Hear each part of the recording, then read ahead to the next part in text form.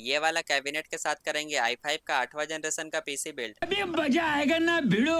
Customer को केवल typing के लिए चाहिए और साथ में देना भी ऐसा है कि 4 से 5 साल तो अपग्रेड करने का सोचना भी ना पड़े। चलो अब पाठ पुर्जा को भी समझ लेते हैं। H310 MSI, 512 GB SSD, processor i5 का 8वां, 16 GB का रैम, पावर सप्लाई VS400L। पहले प्रोसेसर का कट मिलाकर मदरबोर्ड में लगा देते हैं, फिर क्रॉसवे में कूलिंग पेस्ट को लगाते हैं और फैन को लगाकर लॉक अच्छा से लगाते हैं ताकि कंप्यूटर हीट होकर रिस्टार्ट ना हो। फिर रैम का कट मिलाकर स्लॉट में लगा देते हैं और ढांचा में सभी को लगाकर केबल मैनेजमेंट भी कर देते हैं और ऑन करके विंडो 11 इंस्टॉल कर देते हैं। यार वीडियो को सपोर्ट करो, आप लोग सपोर्ट नहीं कर रहे हैं। Bye bye Tata.